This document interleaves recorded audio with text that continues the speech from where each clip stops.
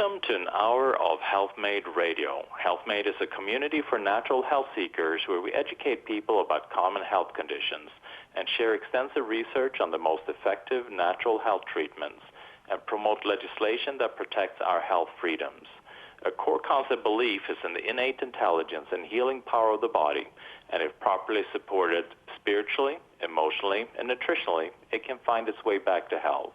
Healthmade Radio will bring information from integrative health experts throughout the world. Health is what you make it. I'm Dr. Michael Karlfeldt, and I'll be your host. Today's guest is Michael Schrantz. Michael Schrantz is the founder and operator of Environmental Analytics. Environmental Analytics is a comprehensive indoor environmental quality consulting company that covers a wide range of environmental assessments for the residential, commercial, and medical sectors. Michael has over 24 years of active indoor environmental quality and building science experience. He has been involved in over 4,500 related projects expanding across the globe. He is the creator and host of Indoor Environmental Professional Radio, an educational website dedicated to public education awareness of all things indoor air quality related. Michael is also highly recommended by treating physicians across the globe for his work with patients suffering from chronic inflammatory response syndrome, mast cell activation syndrome, multiple chemical sensitivity, Lyme disease, small intestinal bacterial overgrowth, pediatric acute onset psychiatric syndrome, PANDAS, amyotrophic lateral sclerosis, Alzheimer's disease. Michael, it's truly a pleasure to have you on the show today, and what we're going to be discussing, I feel, is this is crucial, and it's always what I see when I see patients. This seems to be such a forgotten area that people don't look at when they're dealing with chronic disease. Well, absolutely, and thank you so much, Dr. Karlfeldt, for having me. This will be a treat, I'm sure, for all of us. So, look, I'm curious. You've been in this field, obviously, and there's a lot of people that work on environmental quality, but you have really hit this area hard. I mean, you've gone into analyzing the building in a way to really address people's health concerns. I mean, what made you take it to that next level? I had a similar story, the short version, like you, growing up as a young boy, being surrounded by my mentors, learning about indoor air quality, of course, at the time, not really understanding much, but seeing how things can be affected, how your indoor air quality can get worse, at least by the numbers, and how easily it was to improve or fix. And, of course, that experience naturally evolved and went into general concerns of indoor air quality, commercial buildings, and employees having sick days, and that evolved into running into a whole new world, which you've been operating in for many years, and that's one of chronic illness, low-dose environmental exposure concerns, where we realized that even sometimes what used to be written off as a lower dose issue, maybe a small amount of mold in a closet or new paint that was off-gassing, was causing problems for people to the point where they couldn't function. And that just absolutely fascinated me, and more importantly, the ability to try and understand what was going on so we could find solutions. And I've seen that. I mean, like, obviously you're working with these people, and I see the same. I have patients that are perfectly healthy, and all of a sudden they start to develop, Parkinson's syndrome, or they develop, like ALS, or they can't think. They neurological conditions. There's pain syndromes. They're having skin reactions, or the list goes on and on and on. And then when we then remove them from the environment that they're in, and then support them nutritionally to help to kind of clear some of these out, the symptoms go away. So you can see that there's a direct correlation between the building or the environment, what's going on there, and their symptom picture. So that's why we so you have that term, it's called Sick Building Syndrome. What in your eye, from your expertise, what is Sick Building Syndrome? I see it from my side, but what are your thoughts about it? No, that's a great question. Ever since the energy crisis came about in the 70s, it wasn't, in hindsight, it wasn't a big surprise to see in the late 70s, early 80s, a term that was coined Sick Building Syndrome. Generally speaking, Sick Building Syndrome, or SDS, referred to health effects for which no specific building-related cause was identified. The symptoms would typically get worse as the day or week progressed. They would typically disappear within a few hours after leaving the building, and you were seeing the types of symptoms that I'm sure you're used to hearing: eye irritation, nasal manifestations, lower respiratory tract symptoms, headache, fatigue. You said the list goes on. You're absolutely correct. And so at the time when that term was coined, it was really acknowledgement that something was going on, but we didn't necessarily know what it was. What was the specific contaminant that was causing all these symptoms to emerge? And one thing that was really interesting to me, there's a point that was made in that we are becoming so environmentally conscious and energy efficient conscious, and with that, it's almost like we're sealing up our houses and our buildings in a way so that they don't breathe as much, which means that whatever's in the building, we're kind of trapped with. We're not getting as much ventilation as we used to when we were less energy efficient. What are your thoughts about that?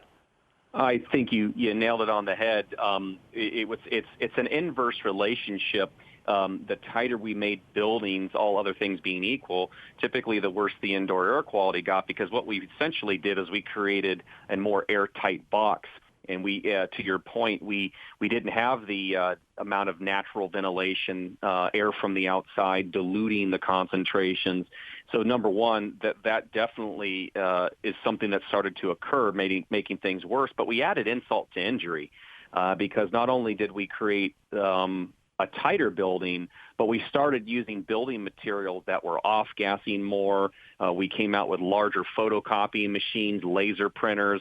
So there's all these particulates, more people working in an enclosed building. We really went way out of our way as a civilization with a focus on energy efficiency, and I think we left indoor air quality in the back. And what you start seeing is people that sometimes have these symptoms, and it's not always instantaneous. And so you wonder why your coworker is always kind of complaining, but they show up 70% for work. Or maybe there are people that react generally more significant, or somebody that doesn't really know what's happening, and then 20, 30 years later, they develop cancer. So it really snuck up on us in an industry. We never knew it was coming, and it just wasn't the big talk. Saving money on our utilities was the big interest, and it still continues to be a challenge today. Yeah, and like you're saying, it's kind of an inverse relationship where you're looking at being energy efficient, but then you're forgetting about the health of the individual. And there should be a way, I would assume, where you can probably consider both, but I would assume that the individual or the health of the people in the building should trump that. That's, you would think. Yeah. They have studies that show estimated amount of sick days, and you're getting into the billions. But I'm sure that between the nature of our society today, the time of we want things now, other things that probably go beyond our conversation, I'm unfortunately not surprised to see that we continue the path that we're on. And so here we are struggling with trying a way to get us back to a healthier condition and trying to make sense of this madness when it comes to figuring out what's going on with some people health-wise. Yeah, exactly. We're going to take a quick break. You're listening to Healthmade Radio. I'm Dr. Michael Karlfeldt. I'm here with Michael Schrantz. He is the founder and operator of Environmental Analytics. We'll be right back. Welcome back to Healthmade Radio. I'm Dr. Michael Karlfeldt. I'm here with Michael Schrantz. He is the founder and operator of Environmental Analytics. So looking at the environment that we live in, I mean the office building, the home, what are some of the potential things that we need to look at if we start to notice that we are developing headaches? We moved into a new house and all of a sudden we get headaches, or we can't sleep, or we are irritable, we can't think, or neurological syndromes. I mean, where should we start looking? What are some potential dangers? It's a great question, and as you might suspect, a complicated one, because there certainly are popular issues. A big one, for example, is a water-damaged building. When we think about water-damaged buildings or damp environments, we think about mold and bacteria exposures. We think about chemicals, not just the paints that we put up on our walls, but building materials such as cabinetry made out of materials that are known to use glues and adhesives. And unfortunately, with that, you can have off-gassing. Popular example is formaldehyde. So it becomes tricky because from the symptomology, and I'm not here to certainly play doctor, but it can cover the spectrum. I mean, if you go on Google and type in what causes a headache, you know, the causes are numerous. I think I think the first alert to an occupant is whether or not they do feel adverse, and not to ignore it. I go in this building, I'm not feeling good. Is there a musty smell in the basement? Are you susceptible? Are you working with a clinician where you have some sort of susceptibility to exposures to molds or bacteria? Are you chemically sensitive? Multiple chemical sensitivity, for example, and are you seeing sources like this? Well, I went into my office on a Monday, and they just painted our office building, and lo and behold, I'm really having a sharp headache and all these other symptoms that we've discussed already. So I think that should be the indicators. Keep an open mind that when you come into new building materials, when you get into an issues of you found out there was a leak, maybe there was a roof leak or a window leak, that should be a yellow flag. The real question then, of course, becomes, what do we do with that information?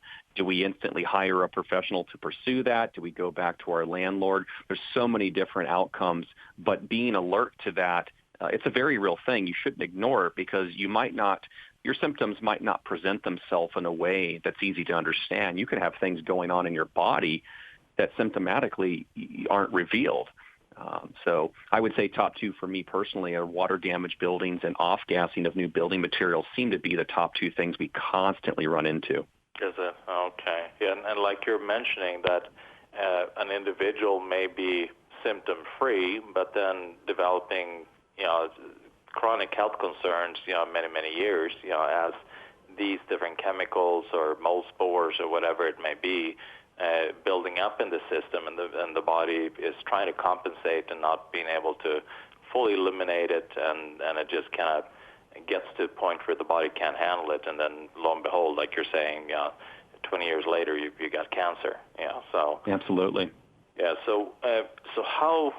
I mean, like mold. I mean, that's usually. I mean, if it's a musty smell and you're aware of that there was a leak, I mean, then that kind of gives you a clue to start looking. But and sometimes you have really no clue whatsoever. And so how would a person? I mean, I know I have patients say I tell them to have their to have it checked, and then they hire a company, and the company does like a little air sampling in the middle of a room, and right. And then they say that it's perfectly fine. So is that sufficient, or what should one do? I mean, how should one kind of go about testing for that? Yeah, sure. Knowing that I'm going to be inherently biased by the fact that most of the people that I work with today in the last it's probably 8 or 10 years now, are primarily folks that have known or diagnosed chronic illness of some sort, whether it's some inflammation from mold, bacteria, chemicals, particulate, environmental. These are chronic issues. And so with that kind of a disclaimer being said, I think for me, I always have the luxury of usually talking with people that they've already spoken with their clinician. And in a vast majority of cases, I'm not working with a conventional medicine doctor. I'm working with functional medicine, diagnostic type folks like yourself that are looking at these causes that aren't necessarily diagnosed with a test code, something you can just look up and say, here, take these pills and you'll be better. And that's important here because it's so expensive to do a broad range. The example of you saying somebody coming out there with what we would call a 5-minute spore trap sample, because there was a mold concern, can miss a lot. Spore trap samples, for example, don't identify fragments. And depending on what study you read, there's anywhere from 300 to 500 mold fragments per spore.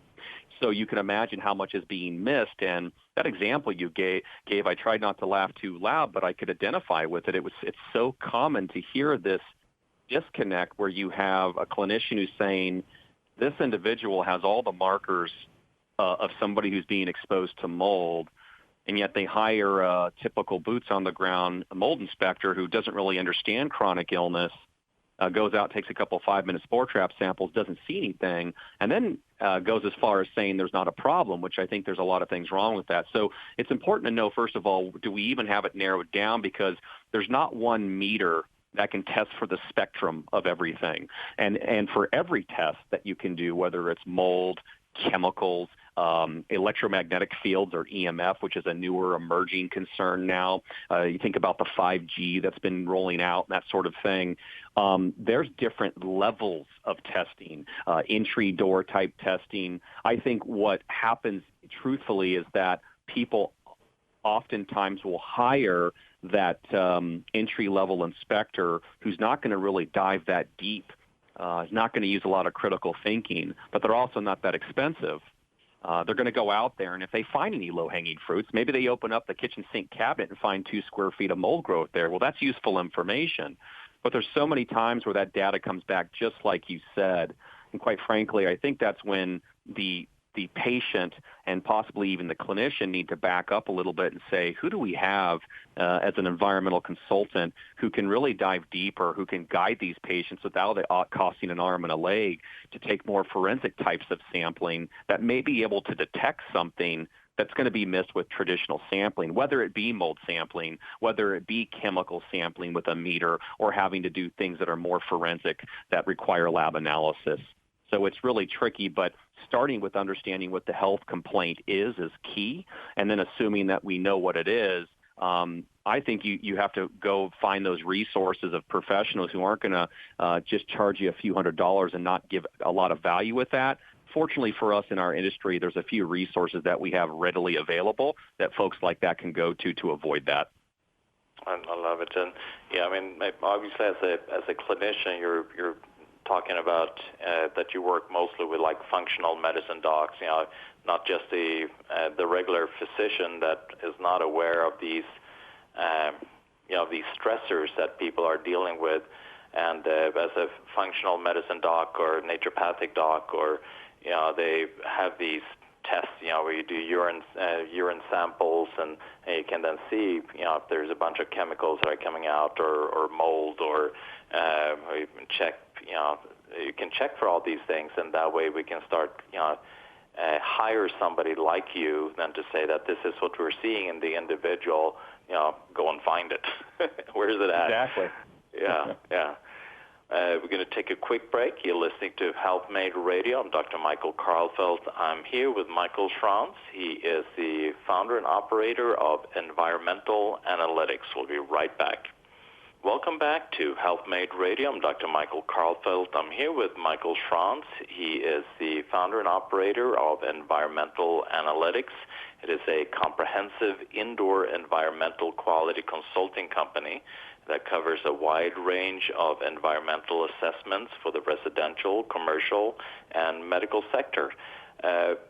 Michael, so can you go through, just because I wanted the listeners to just get a feeling of what it looks like to have a thorough test done, so they kind of envision what it really takes to really understand what's going on. So if you're suspecting mold, for instance, what would a thorough test look like for them to really get a true answer? Sure. Obviously hard to cover all the points, but I'll try to see if I can highlight the important ones. Assuming there is an exposure, let's pick on mold since we know it's such a hot topic and has been for some time. It really starts with a client interview, just like you would an intake form with the patients you work with, to get some information. Tell us about the house, the history. Has there been any past water events, intrusions, that sort of thing? Any visible evidence that the occupant knows about? So it's really starting with understanding where the areas of concern are at, why there are areas of concern, so that the inspector has an idea of where to start. Doesn't mean they're going to ignore necessarily the rest of the home. Quite frankly, the whole home will be looked at, but that's a starting point. From there, normally it is a good visual assessment, and clients often ask, what are those tools, or what are we looking to see? And I got to tell you, in the years that I've done this, probably the top two tools that have helped me reveal the most amount of issues in a home is a good flashlight and a pair of eyeballs. Because you'd be surprised when you've been doing this long enough, you do see evidence, signs of water staining, damage, swelling of materials, staining, that sort of thing. A good inspector will always have on their person moisture meter to look for more recent activity. And they might even have with them an expensive infrared camera that looking through it can identify temperature differentials and potentially lead to identifying hidden areas of moisture that otherwise would have been missed with that flashlight and pair of eyeballs. They're going to be looking at different parts of the house. If you have a crawl space, that needs to be looked at. Crawl spaces have always been a challenge for a number of reasons, including the fact that they kind of represent a petri dish. They're dark. They don't have a lot of air movement. Typically, they're damp, especially in certain climates. And then, of course, on top of that are other issues like drainage. Do we have water that's wanting to go towards the home, irrigation? These are things, of course, the inspector should be looking at outside. The attic is a big one, especially in hot, humid climates.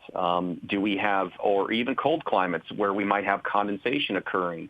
Looking up there to see if there's some sort of systemic problem of mold growing on the building materials because it's not insulated or ventilating properly. And then a lot of people overlook this, although I would argue for those people in Florida and other states like Houston, Texas, that might not be the case. But a lot of us forget to take a look at the air conditioning system for those of you who have them. You have an evaporator coil during the summertime that helps cool the air. And the simple version of that is that it removes moisture as well, and it can be a buildup for microbial growth. Well, this evaporator coil is typically located where your air handler is at, and a lot of folks just don't look at that. Now, think about that for a second. It's kind of the lungs of the home. It's the thing that's driving in forced air throughout your house to that ductwork, and if there's a mold source in there, you could be distributing a number of different contaminants from that evaporator coil throughout the home. It starts with all of that visual assessment and then identifying any low-hanging fruit. They're looking at the plumbing areas, underneath the kitchen sinks, the vanities, the water heater. Are they seeing any evidence? Is it obvious? If you have mold on the ground or on a wall, I don't necessarily, as an inspector, need to sample it. It really boils down to what is the value of sampling it. Maybe your clinician was looking for a specific type of mold. You mentioned mycotoxin analysis earlier with urine, and maybe you'd like to have some correlation that'd be helpful for your diagnosis and treatment. Or maybe it's a legal issue. You're renting and you want to prove that this is mold so you can have it remediated properly. Whatever the case may be, in a number of cases we don't sample if it's obvious, but we can. But that leaves the remaining balance.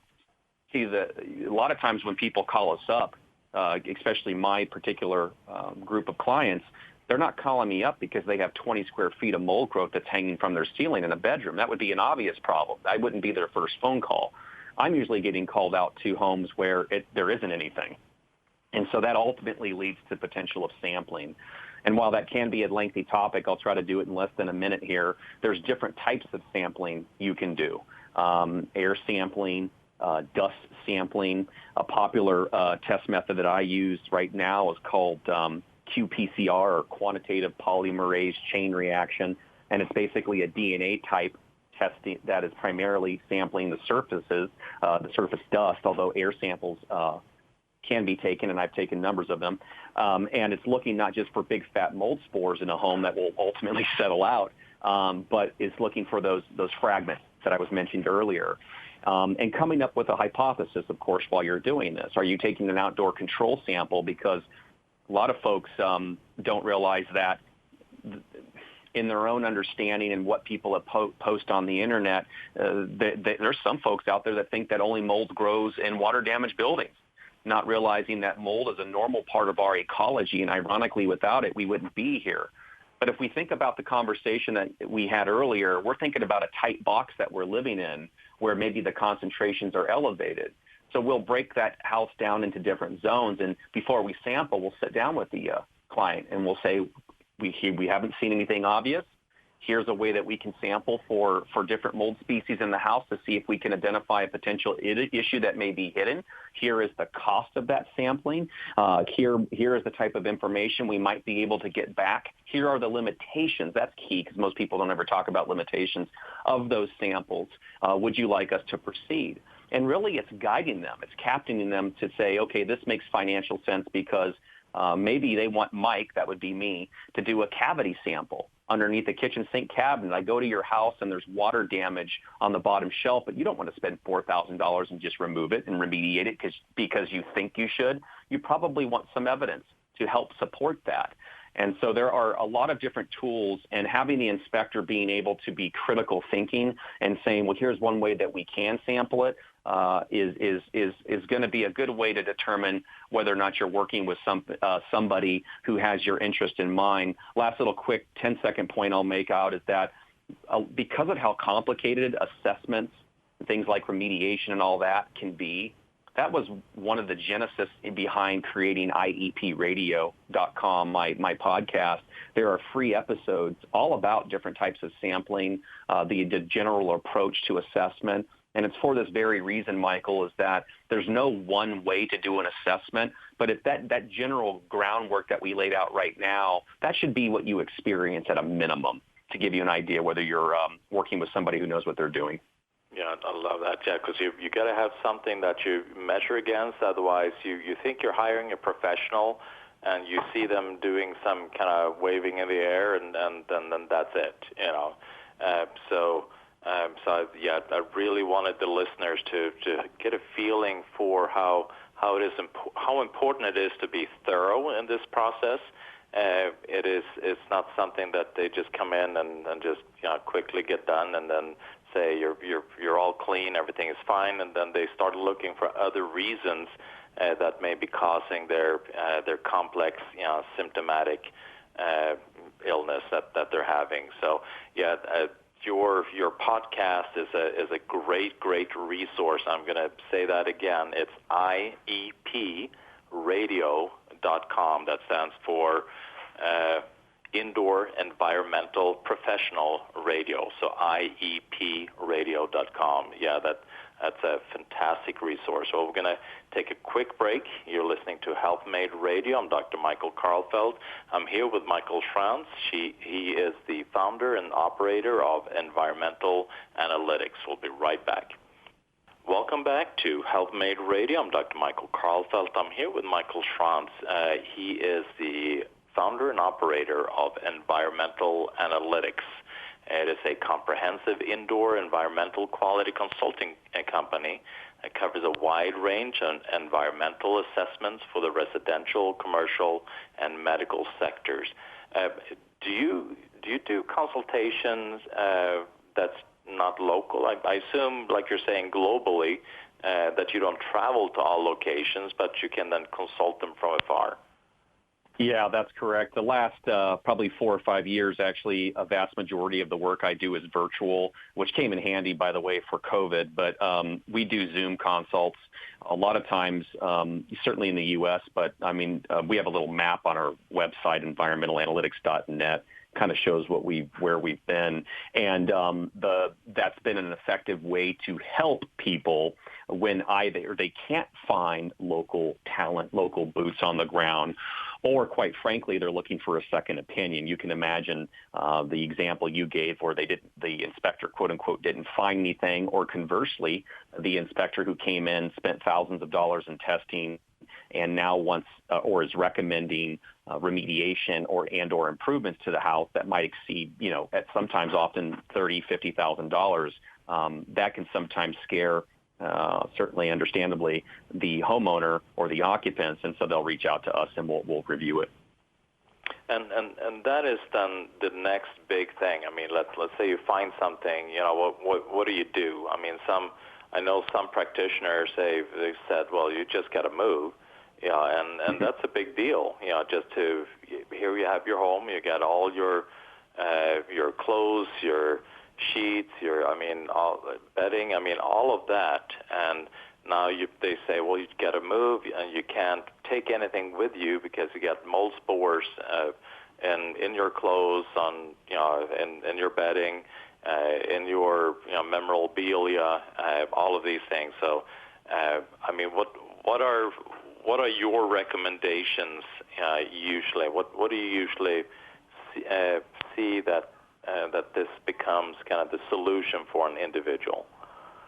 Yeah, probably one of the reasons why our virtual consultations became as popular as they were is because of that exact issue you brought up, is that there is no one size fits all, one solution fits all. And understandably, there are concerns about exposure to mold, especially for those who have, quote unquote, been there, done that. And it makes the matters worse when there are social media groups that have individuals who share their own personal experience, but then it's kind of made to sound like scripture, as if it was the only way, i.e. getting rid of everything. And let me be clear that we would never tell you to throw out a photo album of anything of intrinsic value. It might just be an issue of storing it.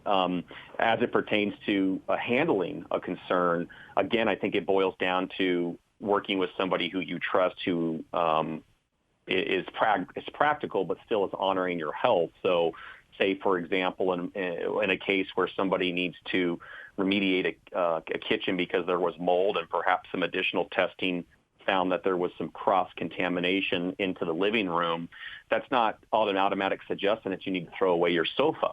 And as you certainly more than I, sometimes a person's kind of immune system bucket is fuller or has less room to deal with exposure than other people that might be more high functioning. So the term that a colleague of mine uses is risk management. You really have to go through each scenario and educate that individual on, well, just because you found mold on that item doesn't mean you can't clean it, for example, or this item has actual growth on it, and here's the challenges of cleaning it versus the replacement cost. And it can be overwhelming because who wants to take the time to go through every sock and T-shirt in their home? But there's the problem is that it's not easy to look at an item and say this one's not a problem or this is. Further, to sample some of these personal items may cost more than the cost to replace that said item. So it's a case by case. When it comes to physical remediation, following industry standards such as the IICRC S520, which is a well-known remediation document. Good news is there's a 4-part remediation series on my podcast, which literally walks the listener from start to finish of a mold remediation project, including testing on the back end. But it's also walking through step by step with that client to come up with a way to systematically address each item. I always say this to my clients when I have the opportunity, that it's interesting how we're prejudiced as a community about mold. We know that mold originates outside, the same species of mold that grew inside your house. And when you go outside and you inevitably are exposed to that same species of mold, you don't typically get upset and throw your clothes away, throw the car away, that sort of thing. You just live your life, you do as you normally do, and life goes on. But the second that same species grows inside, all of a sudden now you start looking at your T-shirt a little bit differently. And I find that our industry has not done a really good job of explaining those ironies to bring perspective and say that we need to stop treating mold like plutonium. We definitely need to respect exposure. We definitely need to honor health and not take risky decisions that may cause that patient to relapse. But we need to be able to take a step-by-step approach. So the short answer is there's not going to be a one-step solution for a person. And my advice for anybody who's listening who's in a difficult situation where they're either not sure how to remediate not sure what to do with their contents, is to reach out to professionals like myself. There are definitely others, and I'd be happy to share resources and to find those individuals. Reach out to them first. Have them captain your ship, so to speak, so that in the long run, you're not just going to save time and money, you're going to save some sanity as well. Yeah, and so with that also, I have patients that live down in like Seattle area or right along the coastline, and obviously there's always humidity there, and they see on their kind of windshield, they see kind of the black mold kind of along that they have to wipe off continually.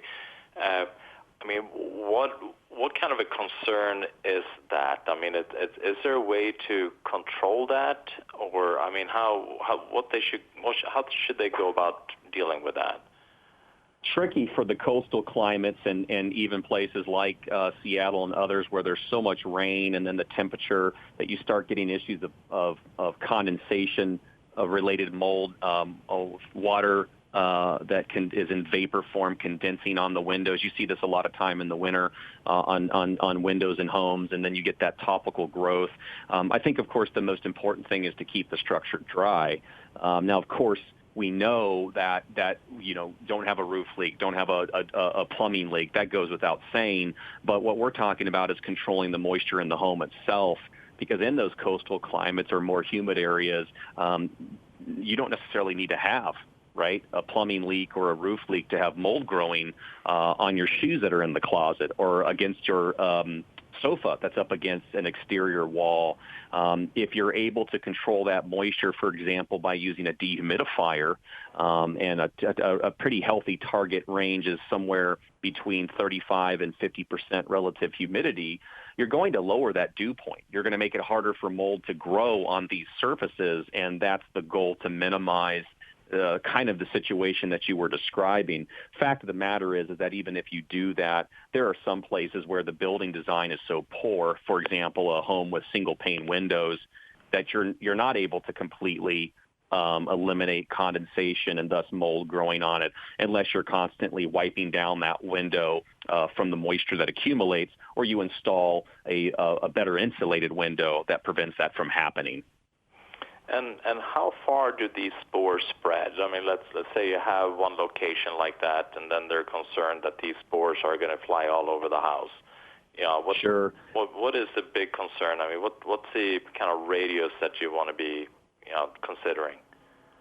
Yeah, when it comes to cross communication from one location to the other, certainly it works a little bit differently indoors versus outdoors. In an indoor environment, you can have through different driving forces such as your air conditioning system, heating or cooling, fans that are operating, occupant activity walking from one location to the other, warmer to cooler environments. These are driving forces that can carry a spore and certainly the fragments from a said location, such as a window, into that greater room area and potentially even down that hallway and so forth. It is true in my experience working in thousands of homes that if you do have a mold source, and let's just pick on one example for the sake of illustration. Let's say you have a large mold source in the master bedroom, that your heaviest concentrations are going to be in the master bedroom. In other words, it can be linear, and that as you work away from that room, you walk into the hallway, you go towards the kitchen, that you might notice it gets less and less if you sample. The problem is it's not always black and white like that. So best thing is to be proactive and stay on top of it, keep that environment dry. If you see topical growth, and you know that that's what it is because you've been dealing with it for years, like, for example, mold growing on a metal frame, this becomes, for most people, an issue of homeowner maintenance, wiping that stuff off to physically remove it. We're not trying to kill the mold. We're trying to physically remove the mold and maintain it. If you're curious about it, if it looks like there might be additional damage, that's where you need to pump the brakes and say, there might be more than just the visible stuff we're seeing here. Let's get a professional in here to take a closer look. And just kind of finish off, obviously we've been talking about mold a lot because I know that is such a huge concern. But then you have, like you were talking about, off-gassing, like formaldehyde from glues, from from building materials, and you have things like asbestos and radon. How big of an issue? Formaldehyde is becoming more and more of an issue now, but things like asbestos, you think that is something of the past. Is that something people are still dealing with? And radon, how are they getting that?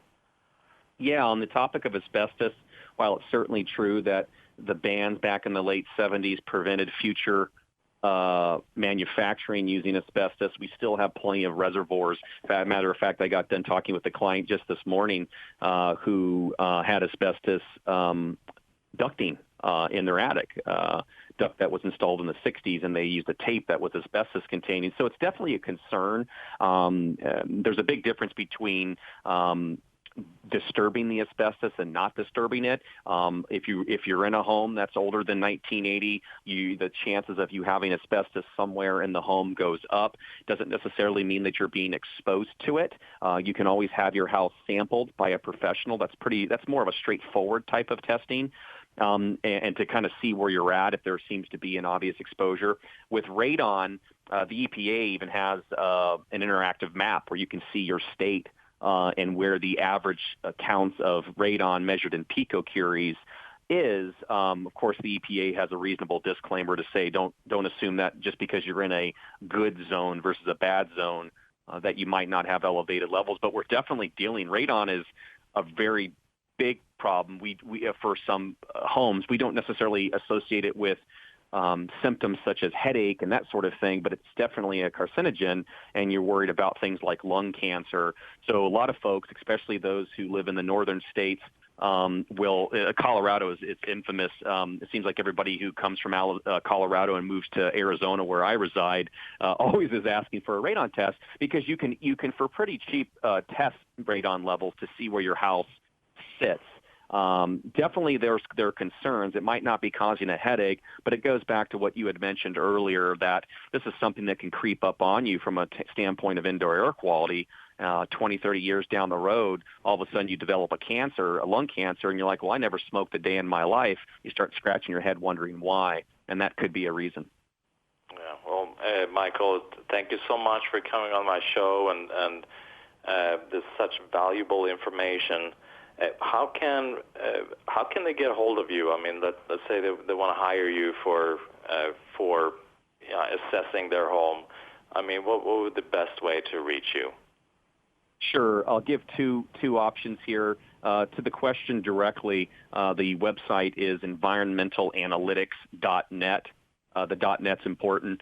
If you go to our contact page, you can fill it out. You'll see easy thing. Should take you 15 seconds. And either myself or my office manager will respond to you based off of your concern, and we'll see how we can help. The second thing I want to tell you is there's also, as you know, you've mentioned my radio, my podcast, iepradio.com. I encourage everyone to at least start there. There might be some low-hanging fruit topics that could really help answer some of your questions without having to go through the time and energy to work with me directly, and I encourage that. I think this is a great way to help educate people so that they're empowered with knowledge and know that they can feel comfortable knowing what the right and wrong things are regarding everything testing and everything remedial-wise. If you are one of those individuals who would love to work with me but for a variety of reasons is unable, keep in mind that there are a number of other websites too. There's a number of them, and depending on where you're at in the country, we can try and point you towards that. It's too many to cover, obviously, on this show. Just reach out to us on environmentalanalytics.net, and we'll help you out. Wonderful. Well, thank you so much, Michael. That is it for today. You're listening to Healthmade Radio. Remember, check us out at healthmade.co. Health is what you make it. Is what you make it. Is what you make it. Is what you make it. Is what you make it.